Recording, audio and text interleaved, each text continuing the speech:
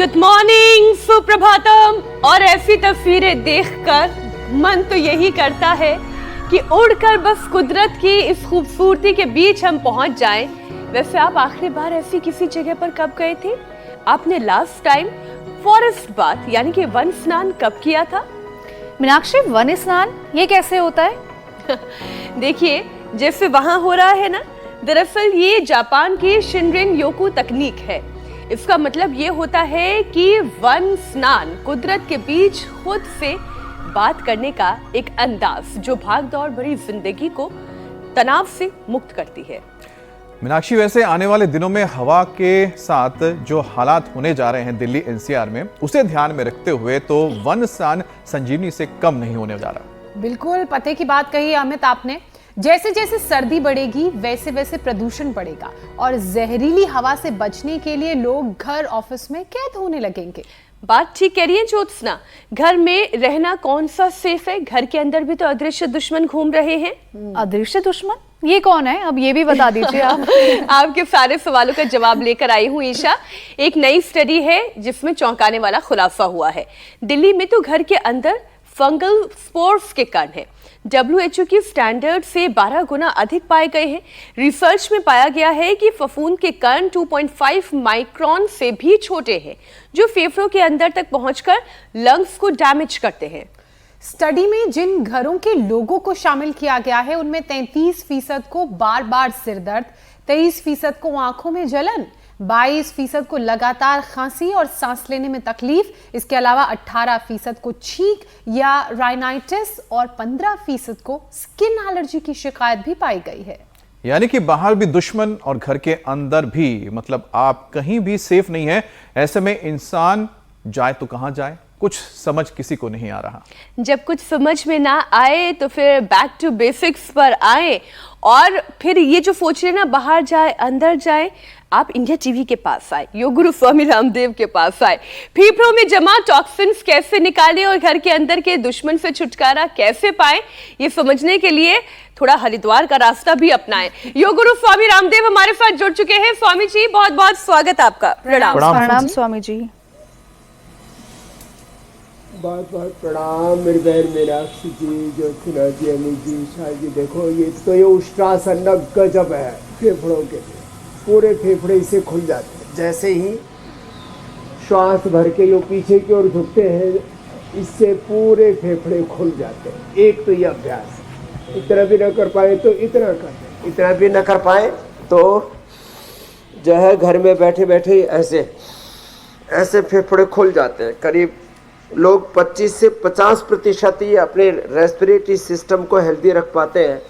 25 से 50% हमारा फेफड़ा ठीक से काम ही नहीं कर रहा होता है। और पोल्यूशन के कारण से, अलग अलग प्रकार के धूम्रपान आदि के कारण से बहुत सारे उसमें मौसम की तब्दीलियां कारण बन जाती हैं। फिर ये अभ्यास है, ऐसे ये सारे अभ्यास हमारे फेफड़ों को स्ट्रेंथन करते हैं। ये गोमुखासन और भुजंगासन और जितनी भी तेजी से चलने वाली एक्सरसाइजेज है, दौड़ लगाना है तो सुबह उठ करके दौड़ लगाइए, सुबह उठ करके सूर्य नमस्कार कीजिए, सुबह उठ करके उष्ट्रासन से लेकर के गोमुखासन तक और भुजंगासन तक ये आसन कीजिए। ये फेफड़ों के लिए और स्वामी जी रामबाण है। फिर यहाँ पर आप देख रहे हैं नस्से चल रहा है, लंग बस्ती चल रही है, जलनेति सूत्र नीति चल रही है, स्वामी जी जिनको मौका मिले लपेट भी चल रही है, हल्दी हरिद्वार जाएं। और हरिद्वार के पास स्वामी जी जो राजा जी नेशनल पार्क है, उसके आसपास थोड़ा सा वन स्नान कर भी आए। क्योंकि स्वामी जी, हमने अभी शुरुआत में ही जापानी तकनीक का जिक्र किया था, शिनरिन योकू यानी कि वन स्नान की बात की थी। यानी कि ग्रीनरी में वक्त बिताने के मन को शांत करने का आपके पास मौका होना चाहिए जीवन में। आप तो हरिद्वार में स्वामी जी रोजाना आप तो वन स्नान करते हैं, लेकिन जो लोग नहीं कर पाते उनके लिए सबसे ज्यादा जरूरी है कि सोचे कि वो क्या करेंगे। क्योंकि कुदरत के बीच रहना शरीर को कौन से फायदे पहुंचाता है। यौगिक जॉगिंग के सेशन के साथ स्वामी जी ये भी बताएगा, क्योंकि लोगों को बहुत कम इस बारे में जानकारी है।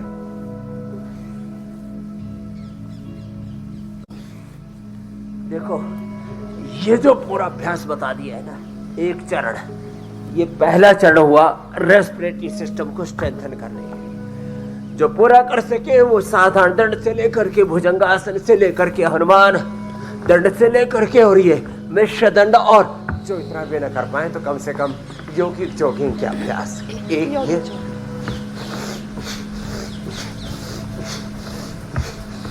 दूसरा ये ऐसे, और ये कम से कम 2 यौगिक जॉगिंग के पहुंच, कम से कम ताड़ासन, ताड़ासन, तिर्यक ताड़ासन, कर चक्रासन, अर्ध चक्रासन, ये अभ्यास फेफड़ों के लिए अप्रतिम है। आज सभी के फेफड़े हम 100% हेल्दी करके ही छोड़ेंगे। उसके लिए मैंने बताया लंग बस्ती, नस्य, जलनेति, सूत्रनेति, धूमनस्य, और नेचुरोपैथी में जो लपेट जिसको कहा जाता है ना, ये बड़ी ज़बरदस्त है। और इससे फेफड़ों के अंदर की पूरी सूजन, अंदर का इन्फ्लेमेशन और जो पूरा कचरा अंदर जमा हो उसके लिए श्वासारी ब्रोंकोम खिला भी देते हैं। और हाँ, चना और द्राक्ष, चना और किशमिश, खजूर, अनार, पपीता, उबला हुआ सेब, यही डाइट में देते, बाकी सब खाना बंद कर देते। भुना हुआ चना इसी के आटे की रोटी बना करके च्यवनप्राश के साथ खिला देते। क्या गजब लाभ होता है साहब। कुछ लोगों को तो एक बार कुछ एलर्जी से हो जाए, अक्टूबर नवंबर में लोगों को सर्दी जुकाम शुरू होता है और जा करके फरवरी मार्च में वो विदाई लेता है, ऐसे जड़ जमा करके बैठ जाता है। उनके लिए ये जरूरी है जो आज बता दिए है ना अभ्यास, ये सब अभ्यास करेंगे, खान पान पर नियंत्रण रखेंगे और अपने फेफड़ों को इतना फौलादी बना लेंगे आज हमारे साथ। फिर आंधी तूफान कैसे ही मौसम एक्यूआई में बहुत गड़बड़ आने वाला है, बहुत प्रकार के पोल्यूशन से और वातावरण के थपेड़ों से अपना फेफड़ा थरथराने वाला है। और उसको बचाने के लिए ये अभ्यास जो आज हम बता रहे, ये देखो, ये भी बड़ा अच्छा अभ्यास है। अच्छा स्वामी जी, आसन की तरह अर्ध चक्रासन। अमित ने कहा वन स्नान, हमने इतनी अच्छी अच्छी तस्वीरें दिखाई, स्टूडियो में ही हमें ऐसा महसूस होने लगा हम वाकई में वन में चले गए हैं। आप तो हर दिन ऐसे वातावरण में रहते हैं, आप जब बाकी शहरों में जाते हैं, दिल्ली, मुंबई, मेट्रोपॉलिटन सिटी, जहाँ पे मेट्रो सिटी तो बन गई है लेकिन साथ साथ पॉल्यूशन भी बहुत ज़्यादा है, आपको खुद कैसा महसूस होता है कि एकदम प्रकृति की गोद से निकलकर, सिटी है जी, प्रकृति की गोद से निकलकर अचानक से ऐसे वातावरण में आ जाना? आप तो योगी हैं, हम लोग तो बिल्कुल थकने लगते हैं, परेशान होने लगते हैं, आप कैसा महसूस करते हैं? तो देखो, वहाँ घुटन तो होती है, आंखों में जलन होती है, और जो है बेचारे नाकों को अच्छी हवा लेने की आदत पड़ी हुई है तो 2-4 छींक भी आती है कि कहाँ ले आए आप हमको।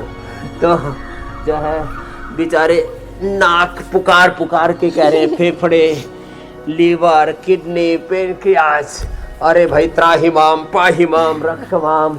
तो फिर हम सुबह सुबह इंडिया टीवी पर सबको बताते, भाई अब आप रहे हो ऐसे कंक्रीट के जंगलों के बीच में तो भी कोई बात नहीं, कम से कम सुबह उठ करके ताड़ासन, तिर्यक ताड़ासन से, योगिक जॉगिंग से, सूर्य नमस्कार से प्रारंभ तो कर लो अपनी सुबह की, नहीं तो ये पॉल्यूशन आपको मार डालेगा। लंग फाइब्रोसिस, टीबी, फेफड़े का टीबी, फेफड़े का कैंसर, स्वामी जी, और इस पॉल्यूशन से फिर पूरा ब्रेन, नर्वस सिस्टम और बहुत कुछ डैमेज होता है। इसके लिए सुबह सुबह योग किए बिना यदि आप इन शहरों में रहते हैं तो आप अपने आप को मौत के मुंह में धकेलने जैसा। स्वामी जी, इसी विषय पे आने वाला था, क्योंकि आपने इतना महत्वपूर्ण विषय उठा दिया है। अब इसमें मैं इतना जोड़ना चाहता हूँ कि आने वाले दिनों में दिल्ली एनसीआर में तो हालत इतनी हो जाएगी और हवा में इतनी ज़्यादा प्रदूषण की मात्रा बढ़ जाएगी कि लोग बाहर जाना छोड़ देते हैं। लोग सोचते हैं अब बाहर कैसे जाएं, बाहर जाएंगे तो हम प्रदूषित हवा अंदर ले लेंगे, चाहे उनके जॉगिंग बंद हो जाते हैं स्वामी जी, वॉक बंद हो जाते हैं, तब उनके लिए क्या उपाय है? क्योंकि वो तो घर में बंद हो जाते हैं।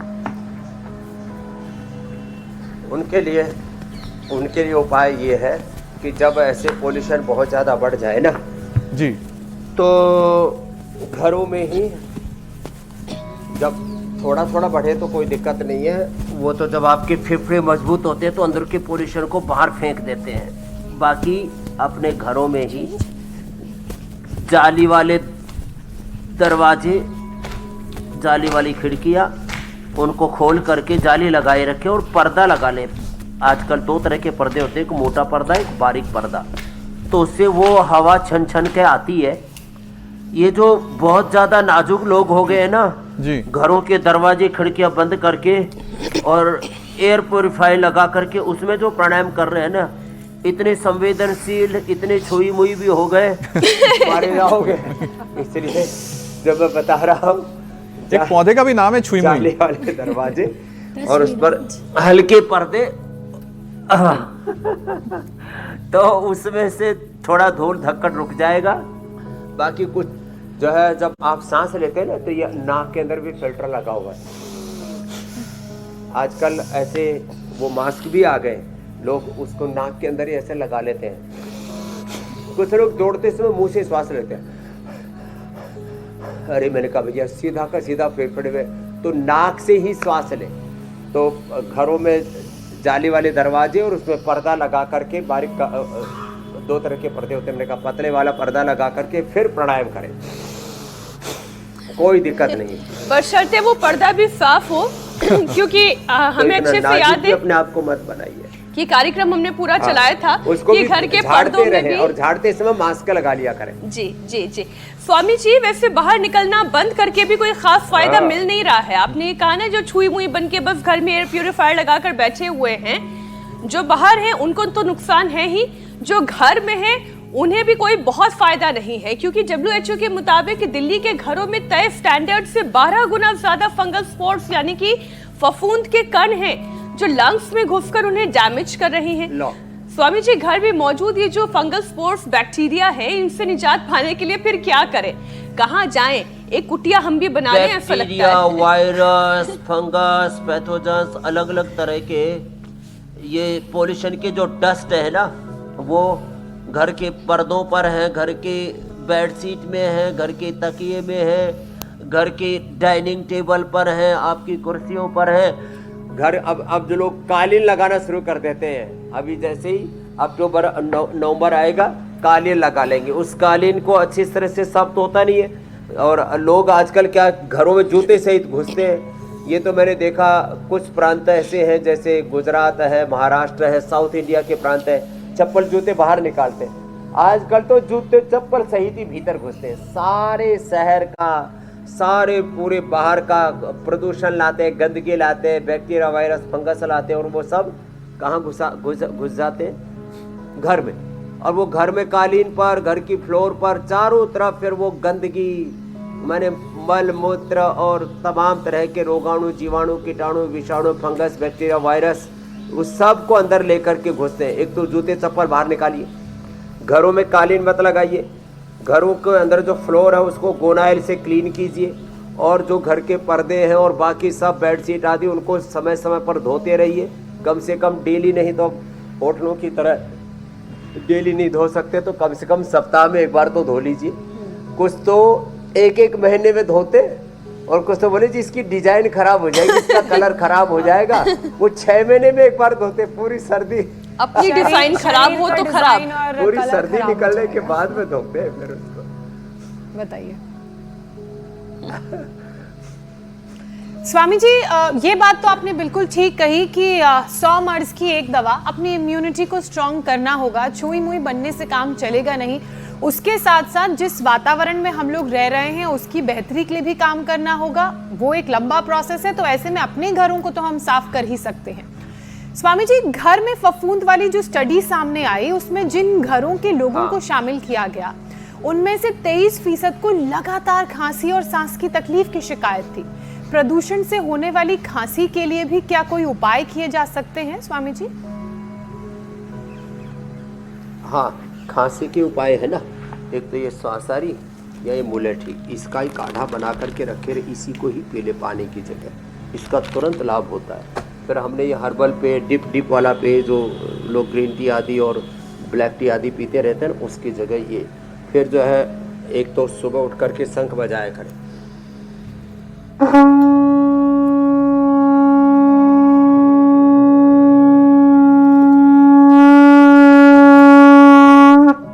लंबा शंख वादन करें ऐसे, ये ऐसे 10-20 बार लगातार ना ऐसे,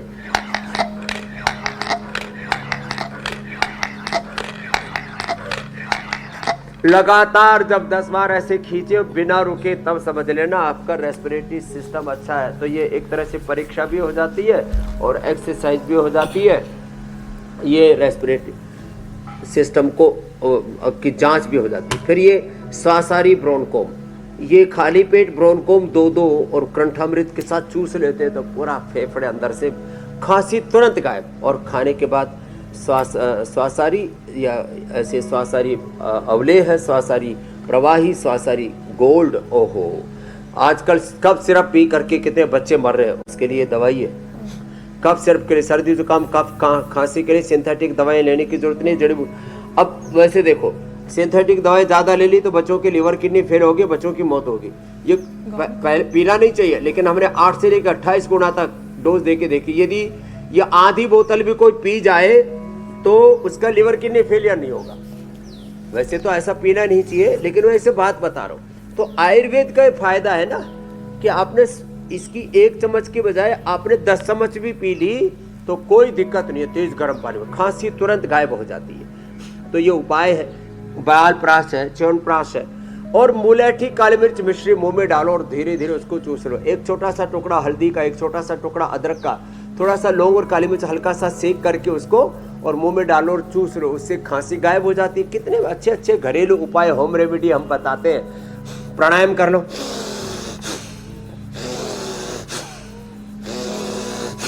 हमारे साथ डॉक्टर अशोक मित्तल जी है, बहुत ही सीनियर डॉक्टर है, MBBS डॉक्टर है, 69 की उम्र हो गई है। इन्होंने योग से अपने आप को नव यौवन प्रदान कर लिया, BP, शुगर, अर्थराइटिस को ठीक कर लिया। स्वामी जी, साथ में बैठी पूनम ने अपना वेट 7 किलो कम कर लिया।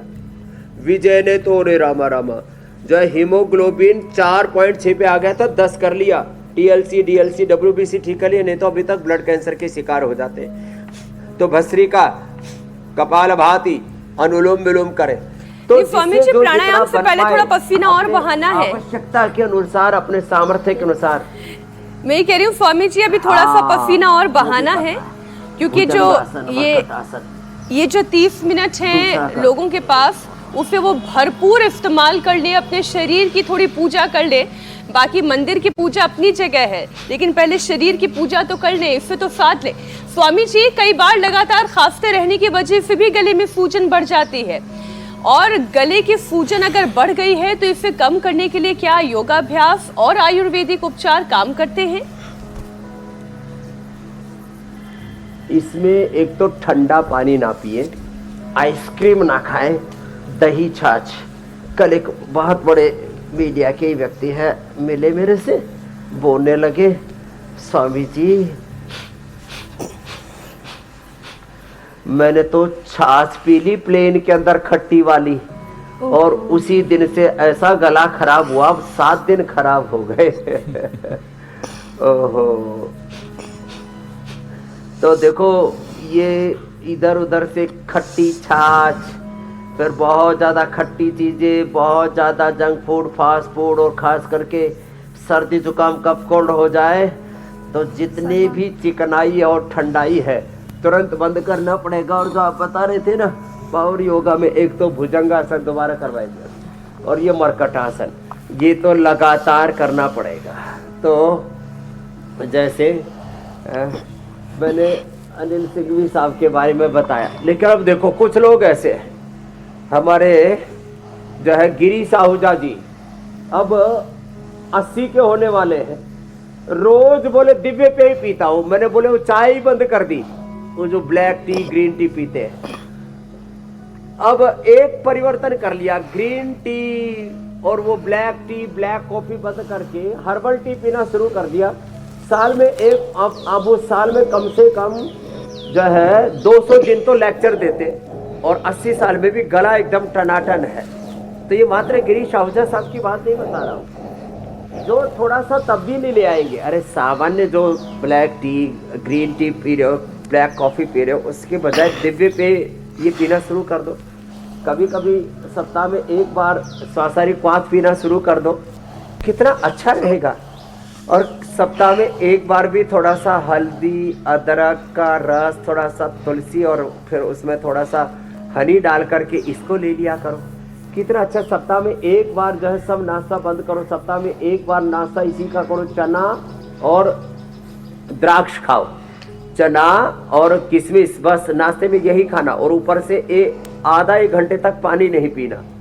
सप्ताह में एक बार जो है नाश्ते में खाली खजूर ही खाना और काली मिर्च और बादाम, बस 5 बादाम 5 काली मिर्च। ये गजब है साहब, ऐसा जो करेंगे ना उनको कभी भी फिर ये फेफड़े में सूजन, गले में सूजन, खांसी, खुर्रा, और उस खांसते खांसते लोगों को यूरिन तक हो जाता है, खांसते खांसते लोगों को हर्निया तक हो जाता है, खांसते खांसते आंखें बाहर निकलने को आती है और ऐसा बुरी हालत हो जाती है, कमर में दर्द हो जाता है और खराब लगता है, गले से कफ निकलता है, नाक से गंदगी निकलती है, बहुत बुरी हालत हो जाती है। तो स्वामी जी आप जो बता रहे थे, एक तो भाई देखो ये पवन मुक्तासन तो डेली करना और मरकट आसन जो अभी हमने किया जी, और ये 2-3 राउंड इंडिया टीवी पर देखते देखते 2-3 राउंड भुजंगासन के कर ले, धीरे धीरे 100 बार तक पहुंच जाए तो बॉडी शेप में भी रहेंगे और 100 साल तक जवान रहेंगे। स्वामी जी कितना इसके अच्छा लिए अभ्यास है, तो देखो। आपके जो ज्ञान चक्षु हैं उनको खोलना जरूरी है और रोजाना आप यही काम करते हैं कि जो हमारे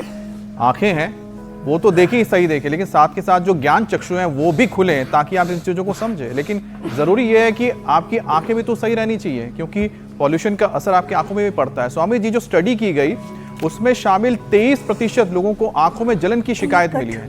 अब स्वामी जी ये पॉल्यूशन से आंखों में जो जलन दर्द होता है, आंखों को आराम देने के लिए स्वामी जी क्या उपाय हैं, क्या उपचार हैं? अब देखो, एक तो ये पावर योग का दूसरा सेशन, सामान्य दंड और यह हनुमान दंड, और या फिर ऐसे सर्प दंड, ऐसे 10, 20, 25, 50, 100 बार कर लेना, ये बड़ा जबरदस्त है और फेफड़े के लिए भी अप्रतिम। अब देखो ये जो आंखों में जलन हो रही है ये क्यों हो रही है? कफ का, नजले का असर आंखों पर होता है, इसलिए जब लंबे समय तक कफ बना रहता है तो आंखों पर असर आता है। इसलिए जलनीति सूत्र नीति शुरू में बताया था, जलनीति सूत्र नीति और अणु तेल से नस्से ज्यादा हो जाए तो ज्योतिषमती से, नहीं तो घर में सरसों के तेल से नस्से करो, आंखों की कोई समस्या नहीं होगी। और मुंह में पानी भर के ठंडे पानी से आंखों को धो लेना या आंखों में आई ग्रिड डाल लेना साहब। कान पर भी असर होता है, टेनेटिस से लेकर के कान की बहुत सारी समस्याएं होती हैं। ये अनुलोम विलोम करेंगे, आंख और कान दोनों ठीक होंगे इससे आंख में आई ग्रिड, कान में एयर ग्रिड, और इसका असर नजले का बालों पर भी आता है, बाल सफेद हो जाते हैं। वैसे तो जो बचपन से शीर्षासन करेंगे उनके बालों पर असर नहीं आएगा, जैसे हमारे आंख, हमारे कान, हमारे बाल सब सुरक्षित है, नहीं तो बालों का भी बुरा हाल हो जाता है। तो ये नजला बालों पर उतरता है तो सफ़ेद बाल हो जाते हैं। इसलिए मैंने घरेलू उपाय बताया था, 100 ग्राम बादाम, 50 ग्राम खांड और 25 ग्राम काली मिर्च। जितनी काली मिर्च उससे डबल खांड, उससे डबल बादाम। 25 ग्राम काली मिर्च, 50 ग्राम खांड, 100 ग्राम बादाम पाउडर करके 1-1 चम्मच खा लें, नजला पूरा दूर और बाल सफ़ेद नहीं होंगे, आंखों में एलर्जी आदि नहीं होगी, कान में भी ये टेनेटिस और कान में बहुत तरह के खुजली और बहुत उपद्रव होने लगते, सुनाई कम देने लगता है, आंखों से दिखाई कम देने लगता है, आंखों में खुजली होने लगती है, तो उसके उपाय भी बता दिए। और जलनीति सूत्र नीति और नस्य तो इसका अप्रतिम उपाय है। और नजला कफ जब ज़्यादा बढ़ जाता है तो मोटापा भी बढ़ता है। चलो डॉक्टर साहब ये करो, हाँ ऐसे। तो ये हमारे बहन जी ने भी वेट कम कर लिया भाई, गजब, पूनम ने, और हमारे डॉक्टर साहब ने भी अपने आप को, अब 69 की 70 की उम्र होने वाली है, उसमें भी अब 50 साल जैसे मेंटेन कर रखा है। स्वामी जी देखिए ना, तो ये जब कफ ज्यादा बढ़ता है तो वेट ज्यादा बढ़ता है, मेटाबॉलिज्म गड़बड़ हो जाता है। कफ ज्यादा बढ़ता है तो शरीर में गांठें होने लगती है, सिस्ट होने लगती है, उसके लिए फिर गोदन, अर्क, सिस्टोग्रिड, काचना और विद्युबाधी का भी देनी पड़ती है। गर्म पानी पिलाते हैं, कब ज्यादा बढ़ता है तो फिर जो है शरीर में प्रमाद बढ़ता है, आलस्य ज्यादा आता है, नींद ज्यादा नहीं लगती है। कुछ तो चलते चलते सो जाते हैं, बैठे बैठे सो जाते हैं, कई बार तो ड्राइविंग करते करते सो जाते हैं, फिर वो गला रुंध जाता है, ओह टॉन्सिल हो जाते हैं, फिर वो बाईपैप मशीन लगानी पड़ती है। सब हमने छुड़वाया है। क्या किया, एक तो ये सब श्वासारी ब्रोंकोम और नस्य आदि करवाया, और लोगों का हमने ये स्नोरिंग स्लीप एपनिया, ये बहुत बुरी हालत हो जाती है। मतलब लोग स्वामी सोते जी, इसमें इतने परेशानी खर्राटे एक- मारते रहे, रामा रामा, हैं? खुद भी आज साइन से नहीं सो पाते और दूसरों को भी नहीं सोने देते। तो उसके लिए फिर वो उज्जाई और सिंहासन भी अवश्य क्या करिए ना, बड़ा जबरदस्त है। परेशानी एक अपने साथ बहुत सारी बीमारियों का कुंभा लेकर आती है, इसलिए कफ ना होने दें, आंखों को सुरक्षित रखें, कानों को सुरक्षित रखें। लेकिन स्वामी जी, जो सांस के मरीज हैं, मैं सोच रही थी उन्हीं के बारे में कि अब ये जो मौसम आ रहा है, आने वाले जो दिन है, आप थोड़े दिनों में प्रदूषण के संपर्क में ऐसे मरीज रहेंगे तो COPD जैसी खतरनाक बीमारी भी उन्हें हो सकती है। इस बीमारी से लंग्स में सिकुड़न आने लगती है, और ऐसी नौबत ना आए उसके लिए उन लोगों को क्या करने की जरूरत है? उसके लिए प्राणायाम बहुत जरूरी है। देखो, सीधा सीधा रेस्पिरेटरी सिस्टम से लेकर के उसके साथ जुड़ा हुआ सर्कुलेटरी सिस्टम और पूरा शरीर उससे प्रभावित होता है। तो 2400 किलोमीटर लंबा हमारा रेस्पिरेटरी ट्रैक भस्त्रिका से, 1 लाख किलोमीटर लंबा सर्कुलेटरी, उससे जुड़े हुए 37 ट्रिलियन सेल्स पूरे एनर्जाइज हो जाते हैं। फेफड़ों में जो सूजन आदि है पूरी खत्म हो जाएगी श्वासारी ब्रोंकोम के साथ। और जो घरेलू उपाय हमने, और हाँ, एक दूध बड़ा कब करता है, दही तो छाछ तो लेना ही नहीं। दूध में फिर हल्दी, शिलाजीत, अश्वगंधा, मुलैठी और सुंठी, ये 5 चीजें डाल करके लेना। नहीं तो दूध के अंदर ये छोटी पिपली, देखो ये रखी है, ये छोटी पिपली बड़ी गजब है, इसको दूध में उबाल ले, और इसको पहले दिन 3, फिर 5, 7 तक ले सकते हैं ये, और इसको उबाल करके अच्छे से दूध में, और फिर इसको धीरे धीरे ऐसे चबाना, और ऊपर से फिर जो है वो दूध पीना, और दूध में थोड़ा सा खजूर और डाल देना, बड़ा स्वादिष्ट हो जाएगा। और वैसे जो 5 चीजें मैंने बताई, शिलाजीत और हल्दी, अश्वगंधा, सुंठी और मुलैठी, 2-2 ग्राम डाल लो, और 2 बूंद उसमें सिला दे दिए साहब। फिर नहीं तो दूध अकेला कब करता है। ये छोटी छोटी बातें बहुत जरूरी है जी। तो स्वामी जी, ये सांस की अगर जो बीमारी होती है तो स्टडीज बताते कि इससे हड्डियां भी स्वामी जी कमजोर हो जाती हैं क्या?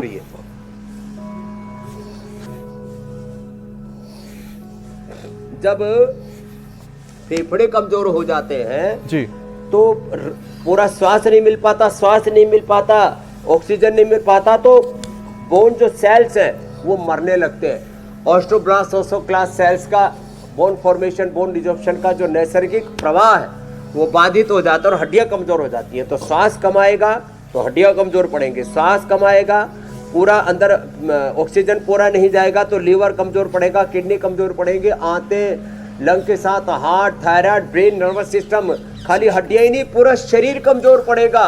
और less oxygen supply is the main cause of all diseases. Less oxygen supply is the main cause of cancer जैसा भी रोग हो जाएगा।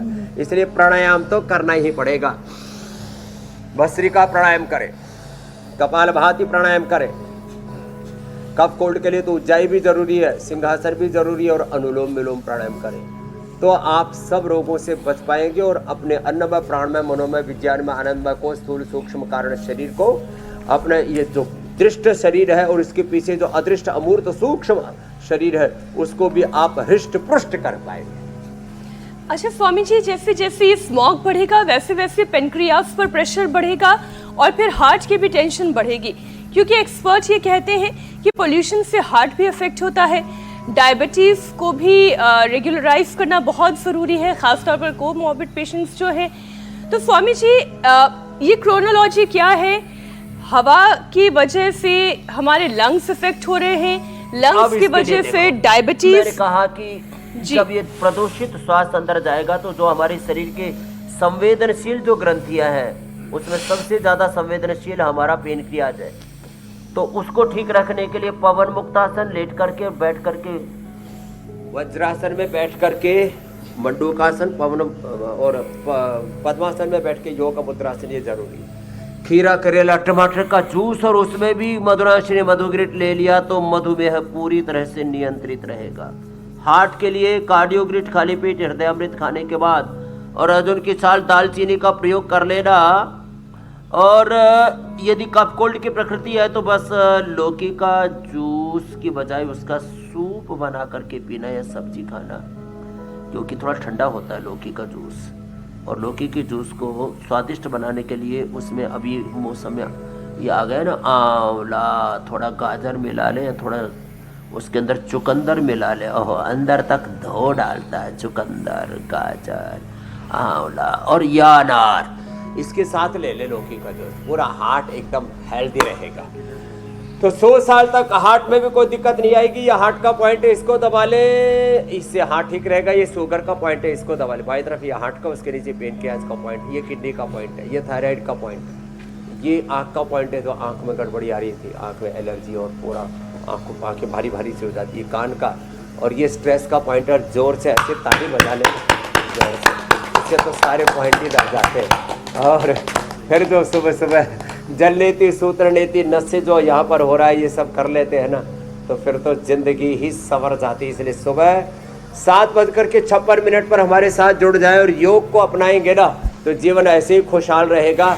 न कफ कोल्ड रहेगा, न कफ रोग, न वात रोग, न पित्त रोग और त्रिदोष जन्य और BP, sugar, thyroid, asthma, arthritis और हार्ट डिजीज। स्वामी जी, इससे पहले कि पीसीआर का कमांड हमारे पास आए, जल्दी से एक सवाल आपके पास पहुंचा देती हूँ। स्वामी जी, कई लोग ये कहते हैं कि प्राणायाम में भस्त्रिका प्राणायाम जो है वो सबसे इम्पोर्टेंट है, तो आप ये बता दें भस्त्रिका है या अनुलोम विलोम है, कौन सा प्राणायाम सबसे अच्छा है? तो भस्त्रिका में दोनों सांसों से, कई बार किसी का एक सांस भी बंद होता है तो जो खुला होता है उसी से अंदर चला जाएगा। मेन बात है फेफड़े, रेस्पिरेटरी ट्रैक जो 2400 लंबा, उसको खोलना। तो भस्त्रिका करें, दोनों नाक खुले हैं तो अनुलोम विलोम करें, और नाक बंद है तो नस से कर लें। तो तीनों की अलग अलग इम्पोर्टेंस है, हर एक की एक एक योग की क्रिया की, एक एक प्राणायाम की क्रिया की, एक एक बंद मुद्रा की एक बहुत ही महत्वपूर्ण भूमिका है। लेकिन हाँ, रेस्पिरेटरी ट्रैक के लिए भस्त्रिका जरूरी है, और जो मध्यम गति से कर सके तो और ज़्यादा जरूरी है। और हर दिन हमारे साथ सुबह 8 बजे जुड़ना बहुत जरूरी है। रामबाण है, तो स्वामी जी जुड़े। आपसे इजाजत लेने का वक्त है, बहुत बहुत धन्यवाद। धन्यवाद स्वामी जी।